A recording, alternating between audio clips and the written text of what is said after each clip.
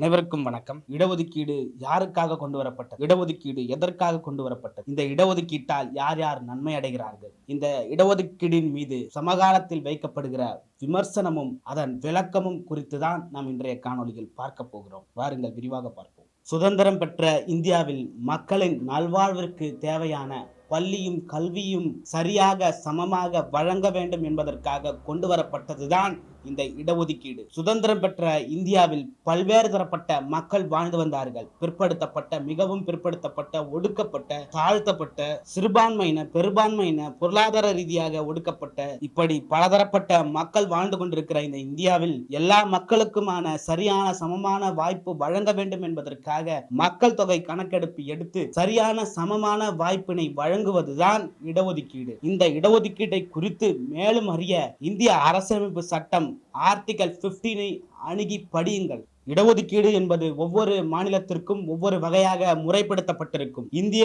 ஒன்றியத்திற்கு ஒரு வகையாக முறைப்படுத்தப்பட்டிருக்கும். தமிழ்நாட்டில் இருக்கக்கூடிய அரசு வேலைகளுக்கும் தமிழ்நாட்டில் இருக்கக்கூடிய கல்விக்கும் கொடுக்கப்படுகிற வாய்ப்பாக கருதப்படுகிறது. அந்த வகையில் தமிழ்நாட்டில் இருக்கக்கூடிய இடஒதுக்கீடுகள் என்னென்னவென்றால், பிசிக்கு 30 விழுக்காடு இடஒதுக்கீடும், எம்பிசிக்கு 20 விழுக்காடு இடஒதுக்கீடும், எஸ்சிக்கு 18 விழுக்காடு இடஒதுக்கீடும், எஸ்டிக்கு 1 விழுக்காடு இடஒதுக்கீடும், ஜெனரல் என கருதப்படுகிறவர்களுக்கு 31 விழுக்காடு இடஒதுக்கீடும் கொடுக்கப்படுகிறது. இதுதான் தமிழ்நாட்டில் இருக்கக்கூடிய இடஒதுக்கீடு விவரம். இந்த இடஒதுக்கீட்டில் உள் ஒதுக்கீடு என கூறப்படுகிறது. பிசிக்கு இருக்கக்கூடிய 30 விழுக்காடு இடஒதுக்கீட்டில் 3.5 விழுக்காடு இஸ்லாமிய பிற்படுத்தப்பட்ட மக்களுக்கு வழங்கப்படுகிறது. மீதம் இருக்கக்கூடிய 26.5 விழுக்காடு பிற்படுத்தப்பட்ட இதர பிற்படுத்தப்பட்ட மக்களுக்கு வழங்கப்படுகிறது. எம்பிசி என்று சொல்லக்கூடிய மோஸ்ட் பேக்வர்ட் கிளாஸ்க்கு கொடுக்கப்படுகிற 20 விழுக்காடு இடஒதுக்கீட்டில் 10.5 விழுக்காடு வன்னியர்களுக்கும், டினோடிஃபைட் கம்யூனிட்டி என்று சொல்லக்கூடிய சீர் மரபினருக்கு 7.5 விழுக்காடும், இதர மிகவும் பிற்படுத்தப்பட்ட மக்களுக்கு 2.5 விழுக்காடும் வழங்கப்படுகிறது.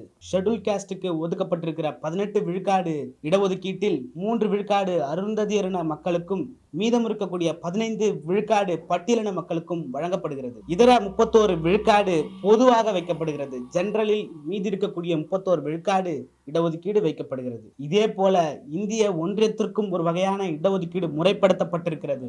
மத்திய அரசின் வேலை திட்டங்களுக்கும் மத்திய அரசின் கல்விகளுக்கும் சம வாய்ப்பு வழங்குவதற்காக இந்திய ஒன்றியத்தில் முறைப்படுத்தப்பட்ட இடஒதுக்கீடுகள். எஸ்சி என்று சொல்லக்கூடிய ஷெட்யூல் காஸ்டுக்கு 15 விழுக்காடும், எஸ்டி என்று சொல்லக்கூடிய ஷெட்யூல் டிரைப்ஸுக்கு 7.5 விழுக்காடும், ஓபிசி என்று சொல்லக்கூடிய அதர் பேக்வர்ட் காஸ்டிற்கு 27 விழுக்காடும், இடபிள்யூசி என்று சொல்லக்கூடிய எக்கனாமிக்கலி வீக்கர் செக்ஷனுக்கு 10 விழுக்காடும், ஜெனரலில் 40.5 விழுக்காடும் இடஒதுக்கீடு இந்திய ஒன்றியத்தால் இந்திய அரசு வேலைகளுக்கும் மத்திய அரசு வேலைகளுக்கு வழங்கப்படுகிறது.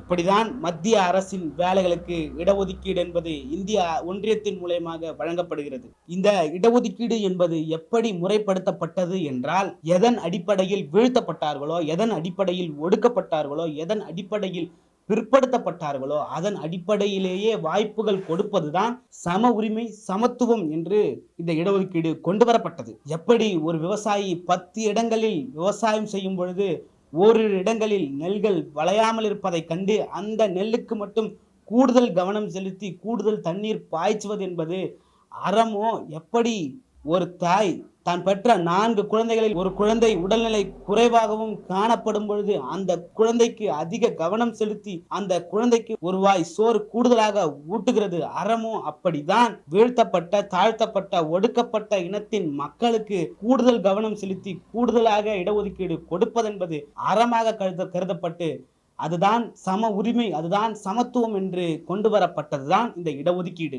இப்படி அறத்தின் அடிப்படையிலும் சமூக நீதியின் அடிப்படையிலும் கொண்டு வரப்பட்ட இடஒதுக்கீட்டை பற்றி எந்த ஒரு விழிப்புணர்வும் இல்லாத மக்கள் இடஒதுக்கீட்டை கொச்சையாகவும், இடஒதுக்கீடு இந்த நாட்டிற்கு தேவையா என்றும், இடஒதுக்கீட்டால் இந்த நாட்டிற்கு என்ன நன்மை என்றும் சமூக வலைதளங்களிலும் ஊடகங்களிலும் தொலைக்காட்சிகளிலும் அரசியல் மேடைகளிலும் பேசி வருகிறார்கள். அதுவும் குறிப்பாக இந்த இளைஞர்கள் மத்தியில், படிக்கின்ற மாணவர்கள் மத்தியில் இந்த இடஒதுக்கீடு பற்றி பேசுபொருளாக மாறி இருக்கிறது. குறிப்பாக ஒரு மாணவி, நீங்கள் முதல்வரானால் என்ன செய்வீர்கள் என்ற கேள்விக்கு நான் முதல்வரானால் SC STக்கு இருக்கக்கூடிய இடஒதுக்கீட்டை ஒழித்து விடுவேன் என்று சொல்லுகிறார்கள். அதற்கு பல பேர் வாழ்த்து செய்தி போட்டிருக்கிறார்கள். அதை பல பேர் விரும்பி இருக்கிறார்கள். நாட்டில் எவ்வளவு பெரிய கொடுமை என்பதை சிந்தித்து பாருங்கள். இடஒதுக்கீடு பற்றிய விழிப்புணர்வற்ற மக்களாக, மாணவர்களாக, இளைஞர்களாக வாழ்ந்து கொண்டிருக்கிறார்கள் என்பது வருத்தத்திற்குரியதாக தெரிகிறது. இந்த இடஒதுக்கீடு என்னவோ SC ST மக்களுக்கு மட்டுமே கொண்டு வரப்பட்டதாக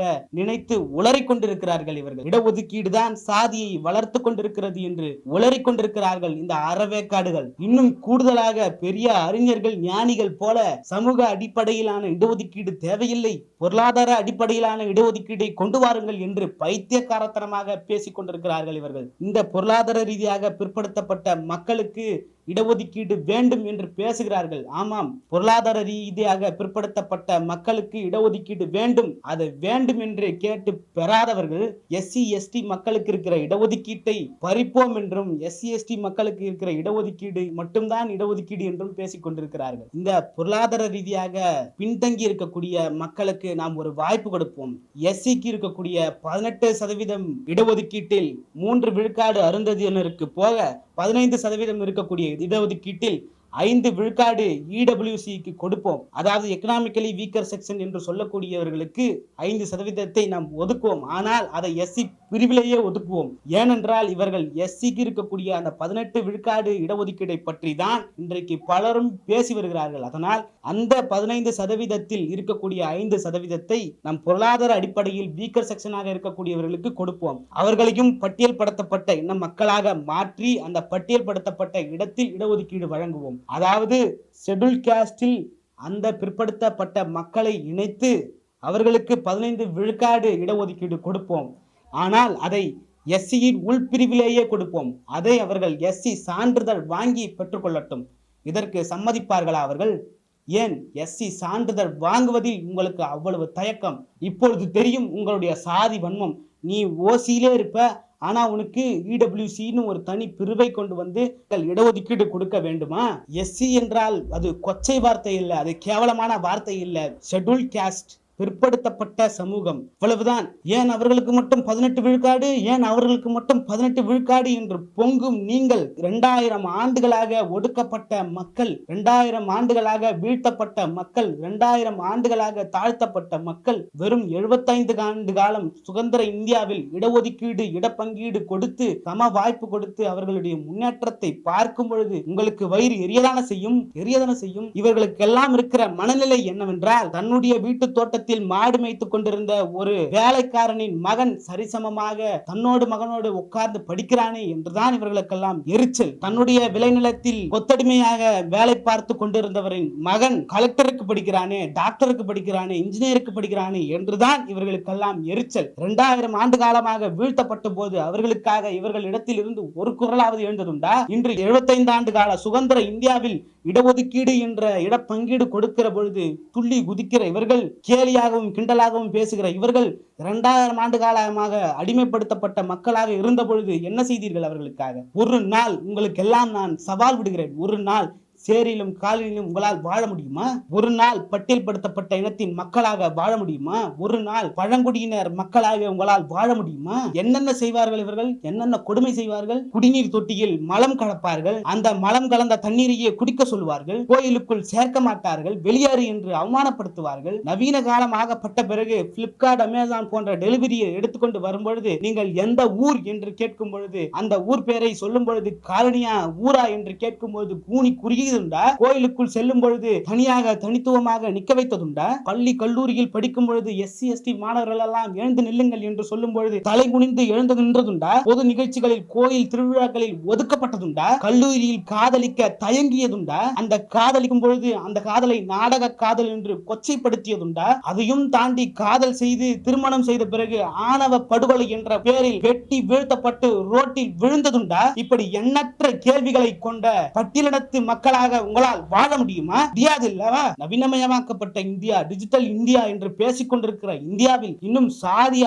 ஆணவத்தோடு மக்கள் வாழ்ந்து கொண்டிருக்கிறார்களா இல்லையா? அரக்கோணத்தில் இருந்து மெட்ராஸ் வரைக்கும் இருக்கக்கூடிய பட்டியலின மக்களின் வளர்ச்சி என்பது இந்த ரயில் ரோட்டின் மூலமாகத்தான் கண்டறியப்பட்டது. மீதம் இருக்கக்கூடிய தென் மாவட்டங்களில் எல்லாம் இன்னும் அதே பட்டியலினத்தின் மக்கள் ஒடுக்கப்பட்டு அடக்கப்பட்டு கொண்டுதான் இருக்கிறார்கள். இவர்கள் மட்டும் எப்படி மேம்பட்டார்கள் என்றால், இந்த ரயில் ரோடு போடும் பொழுது ஒரு ஊருக்கும் இருக்கக்கூடிய இளைஞர்களுக்கும் பெரியவர்களுக்கும் அரசாங்க வேலை கொடுக்கப்பட்டது. பண்ணைக்காரர்களின் விளைநிலத்தில் கொத்தடிமையாக வாழ்ந்து கொண்டிருந்த பட்டியலினத்தின் மக்கள் இந்த ரயில் ரோடு போட்டவுடன் அரசு தொழிலாளர்களாக மாறினார்கள். அரசு தொழிலாளர்களாக மாறிய பின்பு அவர்களிடத்தில் கையேந்தி நிற்க வேண்டிய அவசியம் ஏற்படவில்லை. இப்படிதான் இந்த அரக்கோணத்தில் இருந்து மദ്രാஸ் வரைக்கும் இருக்கக்கூடிய பட்டியலினத்தின் மக்கள் தங்களுடைய வாழ்வாதாரத்தை மேம்படுத்தினார்கள். இப்படி வளர்ச்சியின் பெயரால் தான் அந்த மக்கள் எல்லாம் வளர்ச்சி அடைகிறார்கள். அதே போலதான் தெருக்கூத்து என்று சொல்லும் பொழுது ஊர் தெருவில் நடக்கக்கூடிய தெருக்கூத்தில் சேரிக்காரர்களை சேர்க்காததும், சேரி தெருவில் நடக்கக்கூடிய தெருக்கூத்தில் ஊர்க்காரர்கள் வராமலும் பிரிந்து பிரிந்து இடந்து கிடந்த மக்களை வளர்ச்சி தான் மேம்படுத்தியது. திரையரங்கம் வந்தது. ஒரே திரையரங்கில் ஊர் சேரிக்காரர்கள் எல்லாம் ஒன்றாய் சேர்ந்து உட்கார்ந்து திரைப்படத்தில் பார்த்தோம். அவரை விட 10 ரூபாய் மேலே கொடுத்தால் தாழ்த்தப்பட்ட ஒடுக்கப்பட்ட இனத்தின் மக்கள் மேலே ஏறி பார்க்கலாம். இப்படி நிலை உருவானதற்கு காரணம் வளர்ச்சி தானே ஒழிய எந்த ஒரு புரட்சியாளனின் புரட்சியும் அல்ல. இப்படி வளர்ச்சியின் மூலம் பட்டியலினத்தின் மக்களின் விடுதலை கொஞ்சம் கொஞ்சமாக சாத்தியப்படுத்தப்பட்டுக் கொண்டிருக்கிறது. கிராமத்தில் வாழ்ந்த வரை ஊர் சேரியாக பிரிந்து கிடந்த மக்கள் சென்னையில் அபார்ட்மெண்டில் போய் வாழும் பொழுது ஊரா சேரியா என்று தெரியாமல் ஒன்றுபட்ட மக்களாக வாழ்ந்து கொண்டிருக்கிறோம். இதற்கு காரணம் நவீனமயமாக்கம் தான். எந்த ஒரு புரட்சியாளனும் செய்யாததை நவீனமயமாக்கம் வளர்ச்சி செய்து கொண்டிருக்கிறது. இப்படிதான் மாறிக்கொண்டிருக்கிறதே ஒழிய இந்த இடஒதுக்கீட்டால் மாறுவது 10 விழுக்காடு தான். மற்றவை எல்லாம் வளர்ச்சியின் திட்டங்கள் மூலமாகத்தான் மாறிக்கொண்டிருக்கிறது என்பதை புரிந்து கொள்ள வேண்டும். இந்த இடஒதுக்கீட்டை கிழித்தெறியலாம். இந்த இடஒதுக்கீடு தேவையில்லை. எஸ்சி எஸ்டி மக்களுக்கு இருக்கக்கூடிய இடஒதுக்கீட்டை கிழித்தெறியலாம் என்று கிழித்தெறியலாம் என்றால் ஊரும் சேரியும் ஒன்னாக வேண்டும். இது ஒரே தாய் மண்ணாக வேண்டும். அன்று இந்த இடஒதுக்கீடு தேவையில்லை. ஒரே மேசையில் எப்படி கோழிக்கறியும் ஆட்டுக்கறியும் வைத்து சாப்பிடுகிறீர்களோ அதே போல ஒரே மேசையில் பன்னிக்கறியும் மாட்டுக்கறியும் ஆட்டுக்கறியும் கோழிக்கறியும் வைத்து சாப்பிடும் போது பொது இடத்தில் உணவகத்தில் சாப்பிடும் பொழுது நாம் இந்த இடஒதுக்கீட்டை தூக்கி எறிவோம். அன்று சாதி ஒழிந்தது என்று அறிவித்து விடுவோம். அன்று சமத்துவம் நிலைநாட்டப்பட்டது என்று அறிவித்து விடுவோம். அன்று பொருளாதார அடிப்படையில் வீழ்த்தப்பட்ட மக்களுக்கு பொருளாதார அடிப்படையிலான இடஒதுக்கீட்டை கொண்டு வருவோம். நாமே எழுந்து போராடுவோம். இப்படி ஊரும் சேரியும் ஒன்னாகாத வரை இந்த இடஒதுக்கீடு தேவைப்படுகிறது. இன்னும் மின்சாரம் போய் சேராத இடங்கள் எல்லாம் உண்டு. அதே போல் கல்வி போய் சேராத இடங்கள் எல்லாம் உண்டு. இன்னும் எம்ஜிஆர் செத்து போன செய்தி சேராத இடங்கள் எல்லாம் உண்டு. அதே போல இந்த இடஒதுக்கீடு பற்றிய விழிப்புணர்வு போய் சேராத இடங்கள் எல்லாம் உண்டு. அதற்காகத்தான் இங்கே எண்ணற்ற பெருமக்கள் போராடி கொண்டிருக்கிறார்கள் என்பதை அறிவார்ந்த மக்கள் புரிந்து கொள்ள வேண்டும். இந்த காணொலியை முழுமையாக பார்த்துவிட்டும் பொருளாதார அடிப்படையிலான இடஒதுக்கீட்டை பற்றியும் சமூக அடிப்படையிலான இடஒதுக்கீட்டை பற்றியும் விமர்சனம் செய்கிறவர்கள் எல்லாம் சாதிய வன்மத்தோடு தான் பேசிக் கொண்டிருக்கிறார்கள் என்பதுதான் உண்மை. சாதியை ஒழிப்போம், சம தர்மத்தை நிலைநாட்டுவோம், சமூக நீதியை நிலைநாட்டுவோம். சாதிதான் சமூகம் என்றால் வீசும் காற்றில் விஷம் பரவட்டும். சமதர்ம சமுதாயம் மலர வன்முறை தேவையில்லை. கல்வியும் வேலை வாய்ப்புமே போதுமானது. அந்த கல்வியும் வேலை வாய்ப்பையும் சமமாக சரியாக சமத்துவமாக பிரித்து கொடுப்பதே சமதர்மம்.